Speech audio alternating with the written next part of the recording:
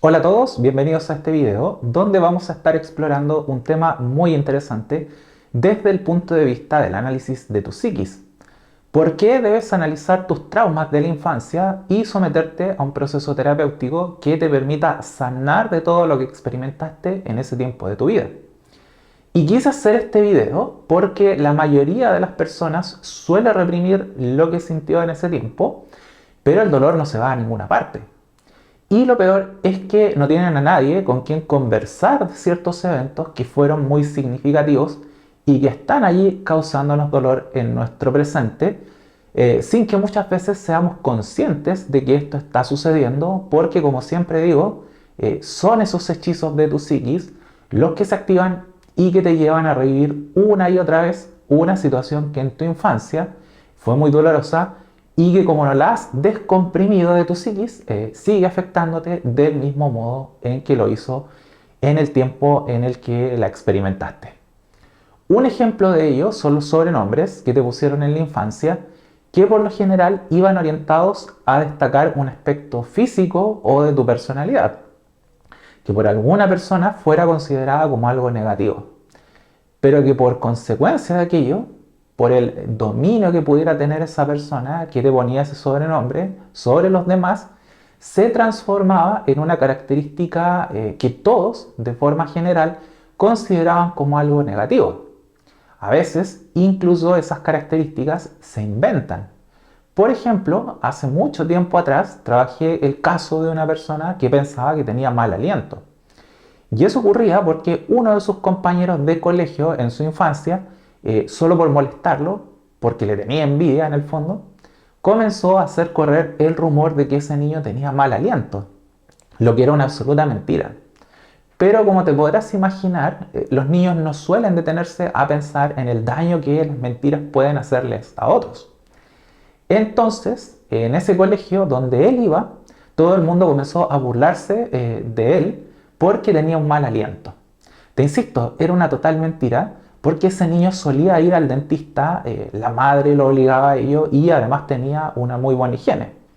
Pero el problema es que su compañero inventó una situación motivada por su envidia y por sus propios complejos del inconsciente. ¿Qué provocó esto en la persona que me estaba consultando?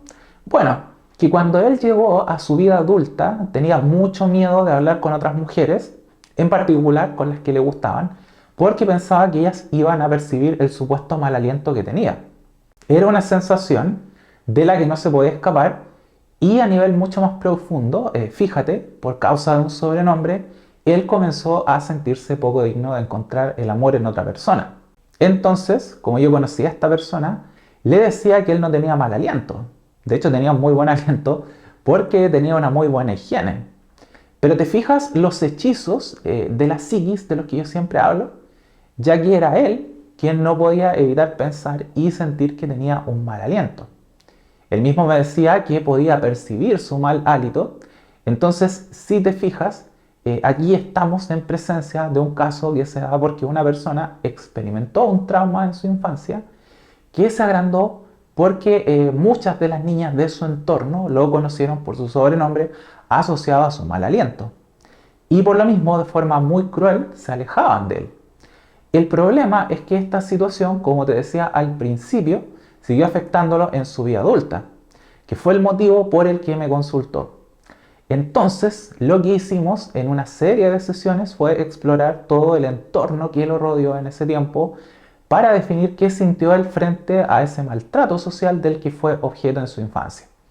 De hecho, hubo una niña en particular, ni siquiera el sobrenombre en sí, lo que más le afectaba, que una niña que a él le gustaba mucho lo miró con desprecio.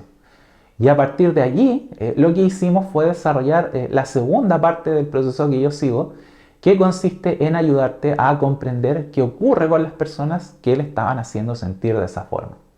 En este caso, intentar ver qué ocurría con la niña, con sus compañeros, que actuaban por el dominio de esa persona que echó a correr el rumor y sobre todo comprender cuál era el problema de aquel que inició todo esto. Me refiero al niño que dijo a los demás que él tenía mal aliento. Entonces, a partir de todo lo que él me contaba respecto a ese niño, pudimos reconstruir la personalidad y los traumas de la psiquis de esa persona. Y cuando yo le conté qué era lo que sucedía con esa persona, para él fue todo un alivio, fue un alivio prácticamente instantáneo, porque pudo comprender que no era él quien tenía algo malo, no era su aliento, en el fondo el que estaba en entredicho, sino más bien era que ese niño que le había puesto el sobrenombre deseaba ocultar, fíjate, su propio mal aliento. ¿Y cómo lo hizo? Llevando la atención de esa situación en la persona que me estaba consultando.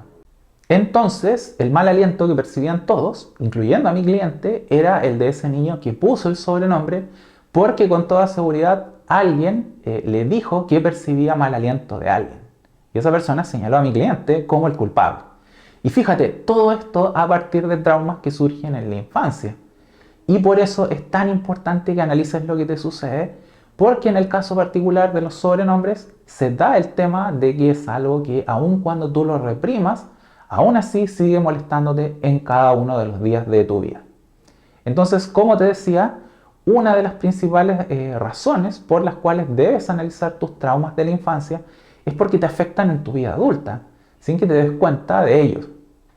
Otro ejemplo muy típico es el de las personas que te golpearon en tu infancia, ya sea porque simplemente te vieron como alguien más débil o alguien manipuló a esas personas para que te golpearan.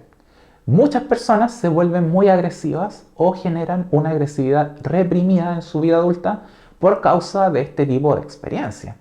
Cuando me refiero a agresividad reprimida, hablo de esa persona que de pronto experimenta algún tipo de contratiempo con otra persona y se lo toma muy a la personal.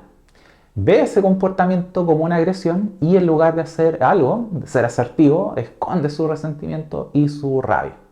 Desarrolla una especie de odio por esa persona y sigue pensando en ella por un buen tiempo, sin poder sacárselo de su sistema.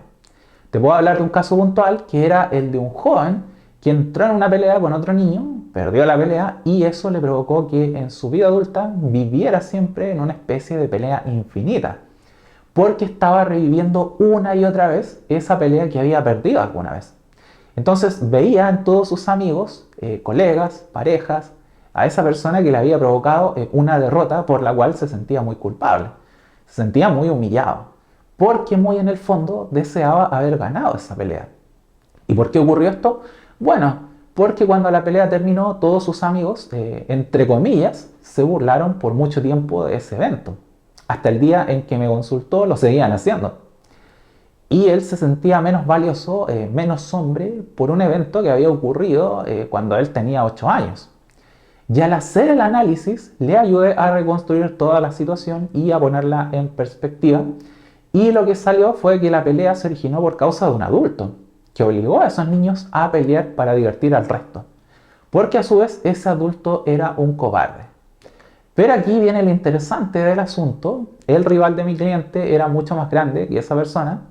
Era un niño varios años mayor que él, entonces obviamente iba a perder la pelea. Pero él no lo veía. Por eso yo digo que las peleas entre niños no tienen punto de comparación, no se deben tomar como algo serio porque siempre existe un niño que es más grande que el otro y que se aprovecha de su fuerza física para lastimar a los demás. ¿Qué es lo que ocurre con las personas que hacen bullying? El punto es que cuando él se dio cuenta de ese simple detalle, de la diferencia de edad, de fuerza, de desarrollo cognitivo, incluso se liberó de eso que lo tenía tan frustrado por tantos años. Después tuvimos que hacer todo un trabajo adicional para que él se liberara de lo que le provocaba la molestia de sus, entre comillas, amigos. Pero si te fijas, aquí tienes otro ejemplo de por qué debes analizar cualquiera de tus traumas de la infancia para que no te afecten en tu vida adulta. Por lo mismo, ya sabes que si quieres trabajar conmigo un tema como este o cualquier otro, por medio de sesiones de análisis privadas más personalizadas, a través de videoconferencia, no dudes en contactarme al correo electrónico que dejo aquí abajo. Que estés bien, bye.